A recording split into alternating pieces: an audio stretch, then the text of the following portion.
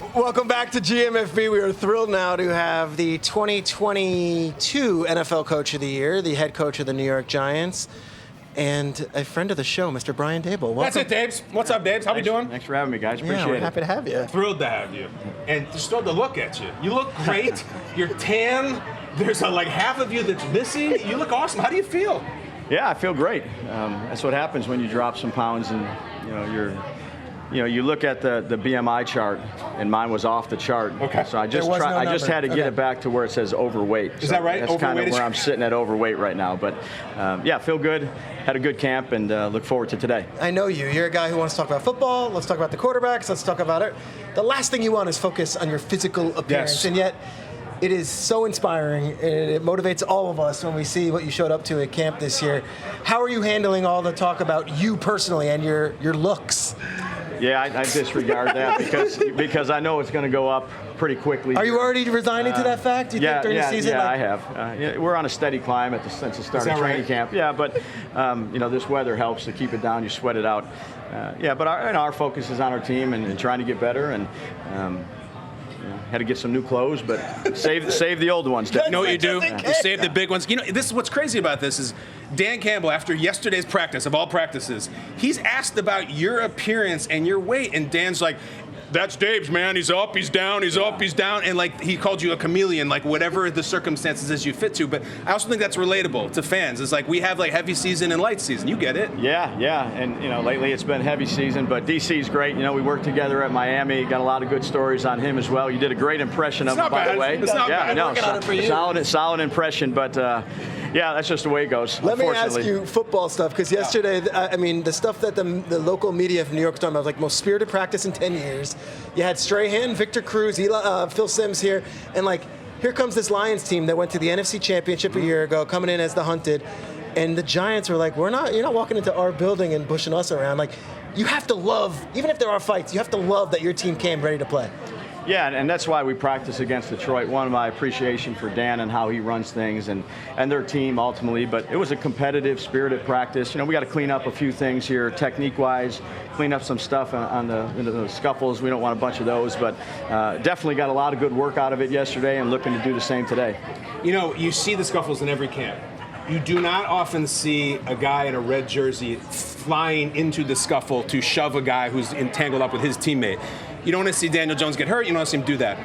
Dude, it's badass to see the quarterback run in there and have his guys back. I think the fans relate. We liked it. There's got to be part of you that says, hell yes, number 8.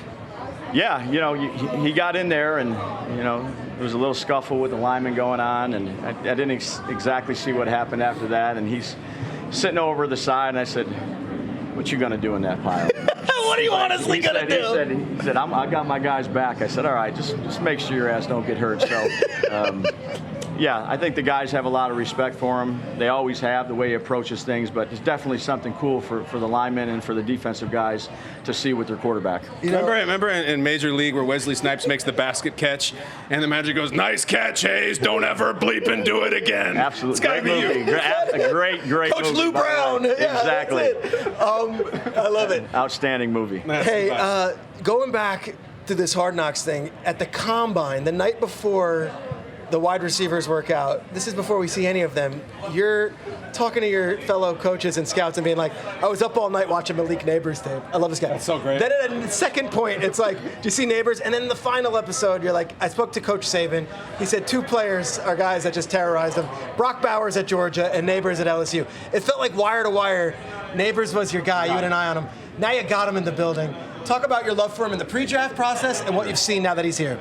Yeah, that was some of my first exposure. You're getting done with the season, doing some end of the year things, and then, all the scouts are way ahead of you, so you bring your computers, you start watching guys, and I started watching him, and I just kept watching him. I didn't watch a whole lot of other players when I was there. I watched damn near all his tape. Yeah. Because you love the style that he plays with, the competitive spirit. He's big, he's physical, he made plays down the field, catch and run, so kind of got a little addicted to watching, how he played in a competitive, obviously, league. And then, the more you watch him and you go back and you look at different things, he was a guy that, was obviously high on my list and our list as the process went on. He's done a good job since he's been here. He's picked things well. picked up things well, and he's had a good start to camp. There's this cool delineation in the episode where he's a talker, he wants the ball, and I think you say, like, there's a difference between being selfish and a difference in just being a dog. Yeah. And this guy, like, we're going to lean on, he's a dog, he's not a talker, he's not a diva. Like, this is a guy who just is competitive as hell. He really is, and again, I'm happy he's here. We've developed a strong relationship, since he's been here through now. He sees the game well for a young player. I ask him things that he likes or defenders that he's going against. I think he's elevated the receiver room. The guys have a lot of respect for him. I know the quarterback does. So I'm glad we have him. Peter and I remember a couple years ago, Coach, being at NFL Honors, and you're there with your wife, and you're all dressed up. It's a very exciting night. Get your name called, like, oh my God, I've made it. I've worked so hard for this. Last year was not the year you wanted, and now we're in 2024. Like, where are you psychologically? You've been all over the place in so many good ways and so many challenging ways. How are you feeling? Yeah, I feel great. Again, this is my 24th year in the National Football League. It's amazing. I've experienced, the highest of highs and the lowest of lows, and that's the NFL, and how you handle it and get ready for the next season. That's what's the most important. Have a lot of confidence in the people that we have in our building, the staff members, the players. We're growing each day. I bought a brand new suit for that night. That cost me a lot of money, and now I can't adjust it right now because it's so big. So that's right now it's a waste of money. So that's why I got to go ahead and put it back on. But feel good. I've had a good camp. Energized. Look forward to getting going here. Can I go into kind of the psychology of the offseason where, all right, Saquon's walking out, but we're going to bring in Runyon, we're going to bring in Illuminor, we're going to bring in Brian Burns. These guys are on the lines, defensive line, offensive line, and they have a certain grit to them. Was that a statement with, here's how we're building our team for 2024. We're going to protect Daniel, but we're also going to bring in guys that'll get a little dirty in the trenches? Yeah, absolutely. And that's where it starts, as you know, Peter. Offense and defensive line and having a mentality. But, the skill guys we brought in too, and I'd say this rookie class, obviously we haven't played a game. They have some of that as well. There's some grit, some toughness about them. I like that Tyrone Tracy. And they've all contributed so far in camp. We'll see how it goes once we start these preseason games. But, toughness was something that we really wanted to improve from the year before. I have to ask, because you mentioned it, Dan Campbell is here. You guys are practicing him again. You guys got a lot of history. You straight up said, I got a lot of Dan Campbell stories back in their day. Give us one DC story when maybe you knew he was a little different. Yeah, it was, Tony Sperano, God rest his soul. Yeah. I've said this before. He's like, I have a young guy that has played that I think will make a tremendous coach. You don't have to, if you don't want to hire him or recommend hiring him, that's fine. But I'd like you to talk to him. So I sat down with him for the interview process. And within 5 minutes, he's out of breath. There's chairs moving around. He's showing me all these techniques. And after about the first 5 minutes, it went for a while. I said, yeah, this is the guy. He's relatable. He's got a toughness about him. He's a heck of a coach. He's a former player, but sees the game the right way. I really enjoyed my time with him. Power cleaner every morning, swats. It looks like he can go out there and put it on some guys right now. But great family, got a great appreciation. Have stayed friends through the years. So happy for him when he got that opportunity. But he was out of breath pretty quick in that interview. My last question for you. It's about this team here, this franchise, this season in particular. 100 years, the New York Giants. We always talk about the crown jewel franchises in the league. Yeah. You talk about all the Lombardi trophies, all the history, and how cool it's been to see a lot of those faces here at the building. Even yesterday, having Strahan and Cruz and Sims and those guys.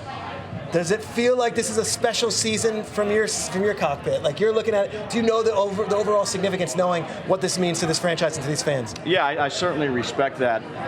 Obviously, historic. My focus is really on this year and what we control, but have a tremendous amount of respect for all the people that have come before us, our ownership group. Again, you see the guys that come out here, and they've kind of laid a foundation of some of those successful teams. But, our focus has to be on getting better, focusing on this year, doing the things we need to do with respect to the past. Sure. Vikings week 1. Vikings week 1? Vikings week 1, a 1 o'clock start. I like that. I feel like it's at the Giants. Good preseason here, Coach. We're wishing you the best of luck. and I'm going to disagree with you. I don't think you put the weight back on. I think you are This is the time it stays off. Disciplined man. You are not going to yo-yo. I will put on the weight. I know I will every season. You will not, though. You are going to be disciplined, and the Pilates place in Wyckoff is going to give you that one free class because you've only mentioned them 13 times in the last 2 weeks. I'd appreciate that, and I'd also take that bet. Take the bet. I'll take a bet, too. We're going to hear that Jerry Springer bell out in the middle of practice today a bunch of times. Ding, ding, Jerry, Jerry, Jerry. We love you, Coach. Appreciate you guys. You guys are the best. You're the man. Thank So you. good.